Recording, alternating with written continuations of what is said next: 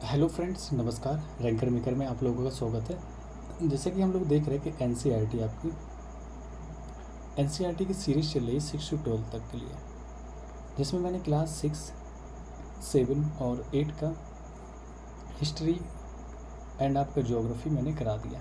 ठीक है, history and geography करा दिया। और अभी क्लास 6 का ये पॉलिटी चल रही है आपकी।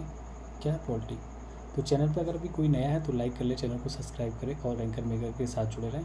ये इकाई 3 इसमें चैप्टर नंबर आई थिंक 3 ही होगा। तो देखते हैं कौन सा टॉपिक है। और अगर अभी कोई चैनल पर नया देखो जिसको किसी को भी यूपीएससी का या स्टेट पीसीएस हो, आरओआर हो, कोई भी एग्जाम की प्रिपरेशन करना है तो एनसीईआरटी देखो हर एग्जाम में चीज़ें पूछी जा रही हैं। इससे बाहर कुछ नहीं रहता, इसको एकदम बेस बना के इससे रीड कराया जाता है। तो कोई अगर नया है तो उसको लाइक कर ले, सब्सक्राइब करें। और यहाँ पे हम लोग आज बात करेंगे स्थानीय सरकार और प्रशासन के बारे में, क्या होता है ये सारी चीज़ें। तो टॉपिक ही आपका इकाई 3 है। ओके, चैप्टर नंबर 4 है आपका पंचायती राज। तो ये किसका पार्ट आ जाएगा? पंचायती राज, स्थानीय सरकार और प्रशासन के बारे में। तो चैप्टर नंबर 4 है पंचायती राज के बारे में देखेंगे। तो लोग जब अपना प्रतिनिधि चुन लेते हैं तो उसके बाद क्या होता है ये देखना है। ग्रामीण क्षेत्रों में चुने हुए प्रतिनिधि द्वारा निर्णय कैसे लिए जाते हैं।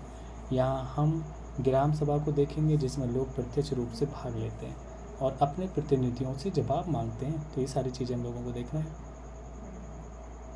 ठीक है भाई, वोट दे रहे हैं तो अभी पिछली चैप्टर में हम लोगों ने देखा है कि सरकार को लोकतंत्र में, राजतंत्र में सरकार बनाई, लोकतंत्र वोट दिया तो उससे अपनी मांगों को भी करेंगे ना। ये देखिए कुछ लोग बैठे हैं, पिक्चर बनी है, देख देखिए। तो आज का दिन बड़ा खास है, सभी लोग जल्दी जल्दी ग्राम सभा के लिए जा रहे हैं। क्यों जा रहे हैं भैया देखते हैं। अभी लोकतांत्रिक हमारा लोकसभा का चुनाव भी चल रहा है, तो बड़ा खास दिन चल रहा है अभी। तो सभी लोग वोट जरूर करिएगा, अपनी उंगली का यूज जरूर करें, क्योंकि आप एक बार उंगली यूज करेंगे, वोट डालेंगे तो 5 साल के लिए को निर्णय लेना है। तो आगे फ्यूचर को देख के अपना वोटिंग करें। हाँ, परिवर्तन तो ज़रूरी है। क्या आपको लगता है क्योंकि पंचायत के चुनावों के बाद आज पहली बार ग्राम सभा की बैठक हो रही है। हरदास गांव के लोग यह जानने के लिए बहुत उत्सुक हैं कि नई पंचायत ने उसके लिए क्या योजना बनाई है। तो ये पंचायत में होना चाहिए, गांव में ये सब वैसे होता नहीं, लेकिन ये बहुत ज़रूरी है। तो ग्राम सभा की बात करें। ग्राम सभा की बैठक की शुरुआत में सरपंच और पंच ने सड़क की मरम्मत पर होने वाले खर्च का ब्यौरा दिया। ठीक है, ब्यौरा दिया। यह सड़क गांव को मुख्य सड़क से जोड़ती है, इस सब के बारे में बात हो रही। तो इसके बाद पानी की कमी पर चर्चा होने लगी। गांव में रहने वाली तीजिया ने बोलना शुरू किया कि हरदास गांव में पानी की कमी की समस्या बहुत बढ़ गई है। हैंडपंपों का पानी ज़मीन से बहुत नीचे चला गया है। मुश्किल से हैंडपम्प में थोड़ा बहुत पानी आता है और औरतों को 3 किलोमीटर दूर सुरू नदी, कौन से सुरू नदी से पानी लेने जाना पड़ता है। ये इनकी अपनी समस्याएं बता रहे हैं। मीटिंग लगी है, तो पंचायत लगी है, तो उसमें ये अपनी अपनी बात रखी। एक सदस्य ने सुझाव दिया कि सुरू नदी का पानी पाइप से लाकर गांव में एक बड़ी सी टंकी में भर लेते हैं, उससे पानी की आपूर्ति हो जाएगी। लेकिन दूसरों को लगा कि यह बहुत महंगा पड़ सकता है। तो उन्होंने ग्राम सभा में चर्चा की कि के लिए अगला मुद्दा था गरीबी रेखा के लिए नीचे आने वाले लोगों की सूची, मतलब गरीबी रेखा से जो नीचे आने वाले लोगों की सूची पर स्वीकृति लेना। जैसे ही सूची में दर्ज नाम पढ़ने शुरू किए गए, लोगों के बीच खुसुर फुसुर होने लगी है। क्यों नेटवर्क ने हाल ही में क्या किया था, नेटवर्क के बारे में देखते हैं। नेटवर्क ने हाल ही में तो एक रंगीन टेलीविज़न खरीदा और उसके बेटे ने एक नई मोटरसाइकिल भी भेजी। वह गरीब रेखा से नीचे कैसे हो सकता है? सूरजमल ने तो अपने पास बैठे आदमी से धीरे से कहा। सरोज ने सुखी भाई से कहा, बिरजू का नाम इस सूची में कैसे आ गया? उसके पास तो इतनी ज़मीन है, इस सूची में तो सिर्फ गरीब लोगों होने चाहिए। ओम प्रकाश से एक मजदूर है, उसके पास बिल्कुल ज़मीन नहीं है, वह मुश्किल से अपना गुजारा चला पाता है, पर उसका नाम इस सूची में नहीं है। तो सुखी भाई ने कहा, तुम्हें तो पता ही कि नटवर और बिरजू अमीर चंद दोस्त हैं, और अमीर चंद को कौन कुछ कह सकता है। ये सारी चीज़ें जैसे गांव में आप लोग देखते हैं, कोई कैसे कुछ बोल सकता है कि लोग एक दूसरे की सोर्सेस कर देते हैं। तो अमीर चंद पहले गांव का जमींदार था और अब वो बहुत सारी ज़मीन का मालिक है, लेकिन ओम प्रकाश का नाम तो सूची में डलवाना ही चाहिए।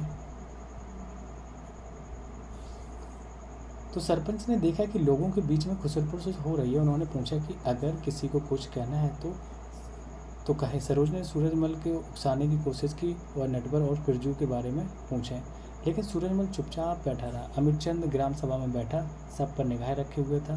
तो सरोज ने उठकर कहा कि ओम प्रकाश का नाम सूची में होना चाहिए।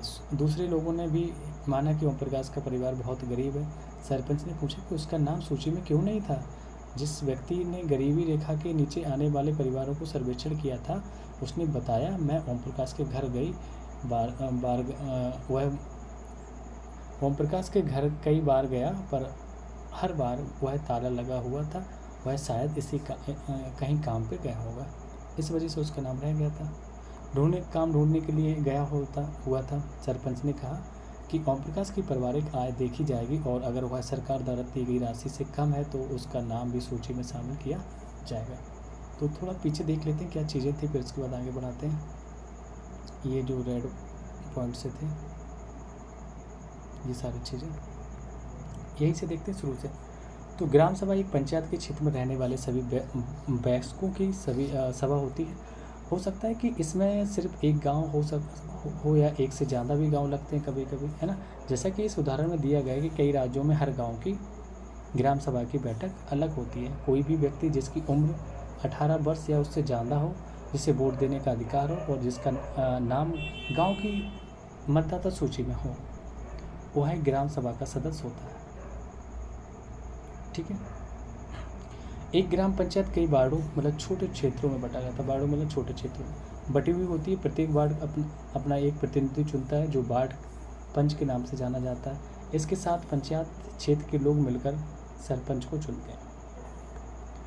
जो पंचायत का मुखिया होता है वह वार्ड पंच और सरपंच मिलकर कौन से वार्ड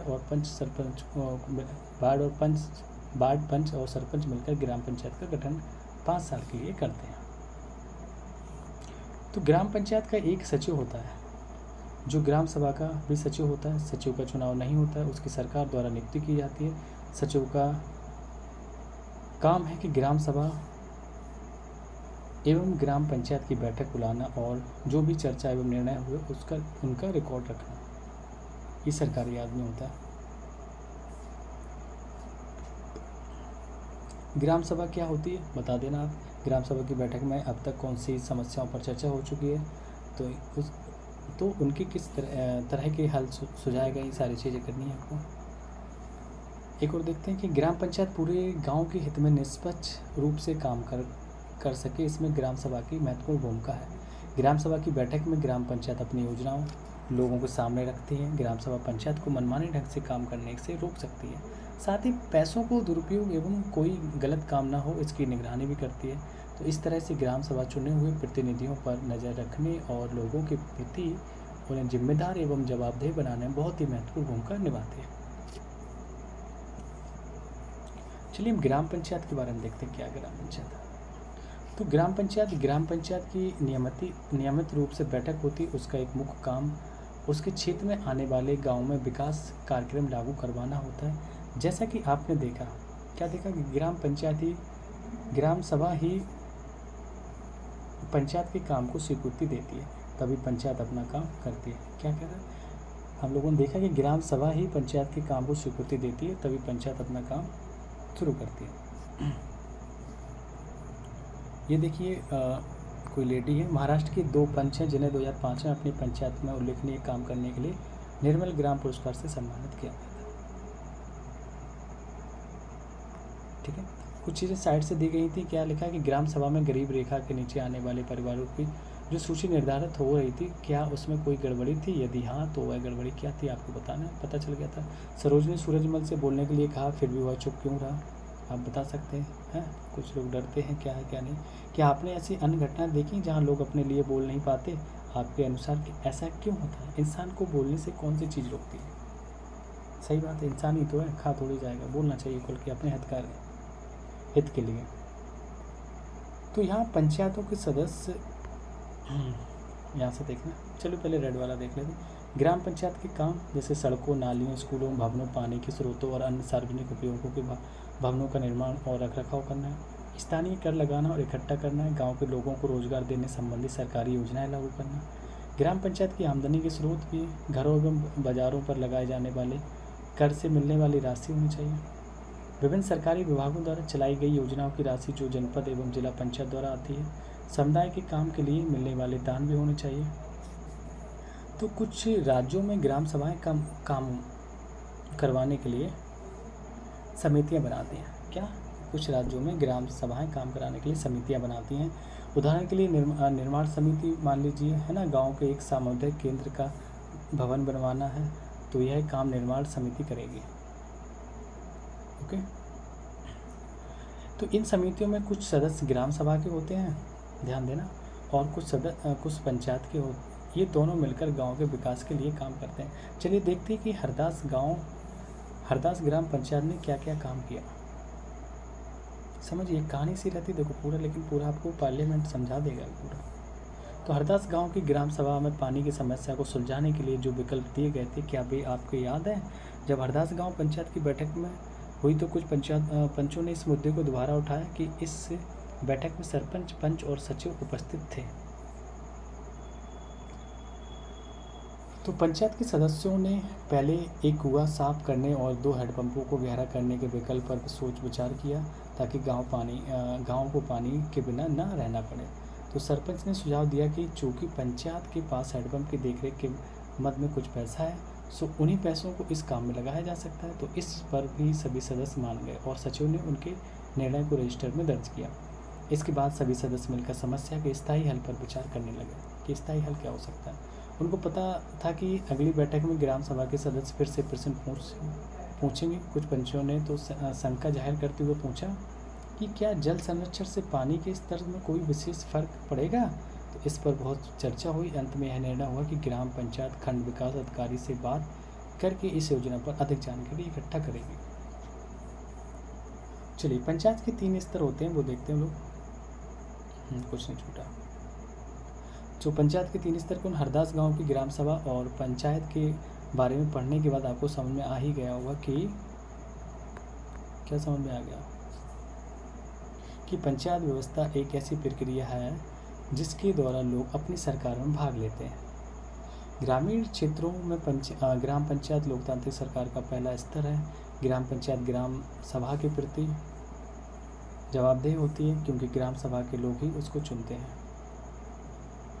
पंचायत राज व्यवस्था में लोगों की भागीदारी 2 और स्तरों पर होती है। तो वो देखना है कि पंचायती राज व्यवस्था में लोगों की 2 भागीदारी स्तरों पर होती है। क्या? ग्राम पंचायत के बाद दूसरा स्तर होता है विकास खंड का। तो इसे जनपद पंचायत या हम पंचायत समिति कहते हैं। एक पंचायत समिति में कई ग्राम पंचायतें होती हैं। पंचायत समिति के ऊपर जिला पंचायत या जिला परिषद होती है। या तीसरा स्तर होता है जिला परिषद, एक जिले के स्तर पर विकास की योजना बनाती है। पंचायत समिति की मदद से जिला परिषद सभी पंचायतों में आवंटित राशि के वितरण की व्यवस्था करती है। क्या करती है? जो पंचायत समिति है, पंचायत समिति की मदद से जिला परिषद सभी पंचायतों में आवंटित राशि के वितरण की व्यवस्था करती है। तो कुछ चीज़ें देखते हैं। ये पिक्चर थी, देखते पहले यहाँ पे कि हरदास गांव पंचायत में क्या क्या निर्णय लिए गए थे। अच्छा, ये मैंने बता दिया था। ये पिक्चर है, देखो गांव की, ये रोड बन रहा है। ये जल संवर्धन विकास कार्यक्रम ने केवल 2 वर्षों में इस बंजर जमीन को हरे भरे मैदान में बदल दिया। अच्छे काम है। तो अपनी अध्यापिका से निवेदन करें कि चलिए आपके लिए नहीं है। हाँ, जैसे पंच, सरपंच, जनपद या जिला परिषद के सदस्य को कक्षा में आमंत्रित करके उनके नाम का जिम्मेदारी पर बातचीत करें। ठीक है, करिए, वो सुनेगा नहीं आपके। ठीक है, चलिए।